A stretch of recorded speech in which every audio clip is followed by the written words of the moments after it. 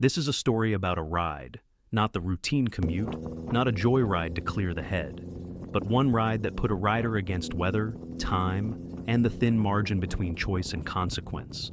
It's a true story, told in the rider's words and reconstructed from the aftermath. Receipts, radio logs, and the memory that wouldn't let go.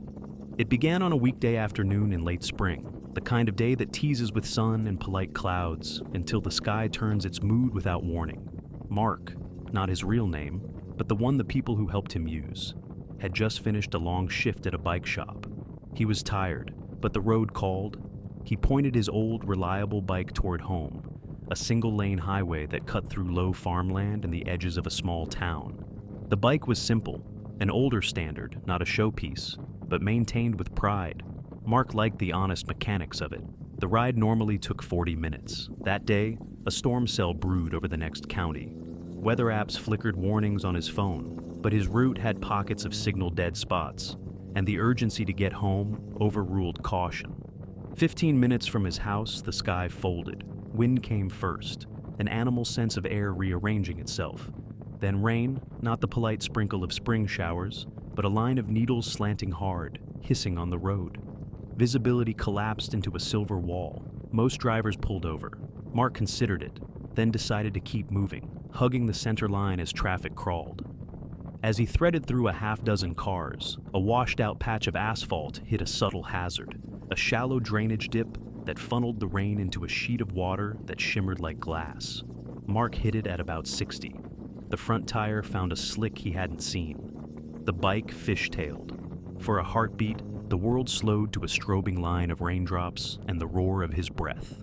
He corrected, heart hammering, and pulled over beneath a battered road sign, rain soaking through his jacket. His lungs practiced trying not to show how badly they'd been rattled. A pickup truck idled nearby, its driver craning neck, then rolling down a window. The driver asked if he was all right. Mark told him he was fine. He wasn't, but he wanted to get home, to a warm bed, to the sense of normal. Then the call came, his sister. There had been an accident near his neighborhood. She was shaken, voice clipped. Would he come? Without thinking, he revved the engine and fought the storm again. Rain blurred the GPS. A detour marker forced him onto a narrower back road. The pavement looked like satin. A row of cornfields to his left bowed like there was a pressure building. Halfway down that back road, the wind made a sound like metal singing. Then it was there, a microburst, a sudden violent downdraft from the storm that rolled across the road. Mark's bike, a metal and machine island, felt the sky press on it. The gust yanked at handlebars, tried to pull him sideways into the ditch. He fought with body weight and clutch, counter-steering, feeling the rear wheel skip. The world smelled of ozone and wet dirt. In a moment measured in seconds, a flash of movement on the roadside. A woman and her toddler. Their car had slid off the road and wedged against a fence. The doors were jammed. Mark saw them as the burst passed and realized the truck blocking the road earlier had been their attempt to shelter. Instinct overrode caution. He killed the engine, threw his leg out, and ran. Alone in that storm, Mark was a stranger with grease under his nails, delivering help. He and the pickup driver worked together, prying a door open, pulling the child free, then the woman, who was coughing and in shock. The toddler cried, the rain kept drumming, and every second felt like a decision made by muscle memory and something softer. They dragged the family to the pickup's tailgate. The woman's jacket was sodden. She kept thanking them between shudders. Mark's hands were numb. The truck driver, who introduced himself as Luis, offered to drive them to a closer clinic. Mark thought of the call from his sister and the urgency that started him down this road. He told Luis to go help them. Luis hesitated, then nodded and sped off into the white. Mark turned back to his bike. It wouldn't start. The rain had found the throat of the machine. He tried again and again. Each crank shrugged off into a wet deadness. His phone, soaked and with a flicker of battery, had no map signal. He was alone on a dark, windy country road with a bike that wouldn't come to life. He thought of quitting, of walking 8 miles through this wash of weather. Then headlights appeared up the road, bright and deliberate. A state trooper's cruiser slowed beside him. The officer was calm, professional, umbrella in one hand, clipboard in the other. He asked the usual questions. Mark explained the stalled bike, the roadside rescue. The trooper radioed for a tow but said it could be hours because other calls were pouring in from the storm's path. A thin moment of human exchange, the trooper stepped out of his standard role and simply said, "You can come with me. My wife's in town. I'll call ahead. We'll get you somewhere warm." No paperwork, no lecture. The invitation was quiet and unequivocal. In the back seat, Mark met the trooper's daughter, a small, fierce-eyed girl who fell asleep against his shoulder within minutes. He realized how small the world seemed from that perspective. The officer, a stranger who eased a man he'd never met into a warm patrol car, breaking the script of police and civilian into a single human act.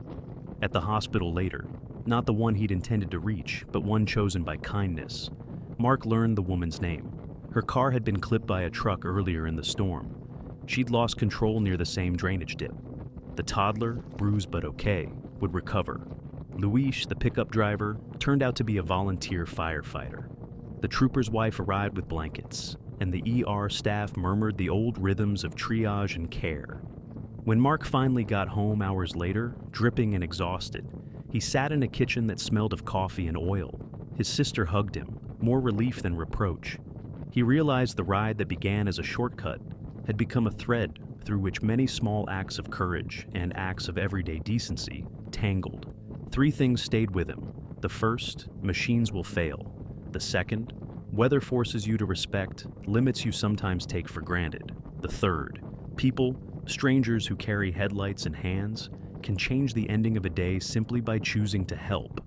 This is not a story about heroism in the headline sense. It's about the way ordinary people become extraordinary under pressure. The pickup driver who stopped because he could. The trooper who closed his shift and chose to help instead of just checking a box. The woman who clung to a child and survived. And the rider who, shaken, made an impulse choice that saved lives. If you ride, remember the road is alive with what you can't predict. Weather, slick pavement, and the sudden need to choose. And remember, there is a network of human hands out there. Other riders, drivers, the folks who answer radios at night, who will do more than they must, because they remember once being helped themselves. Thanks for riding with this true story. If you like this narrative, subscribe for more real motorcycle journeys and the small, powerful moments they hold. Share your own roadside story in the comments. What did the road teach you? Ride safe, help when you can. The road remembers.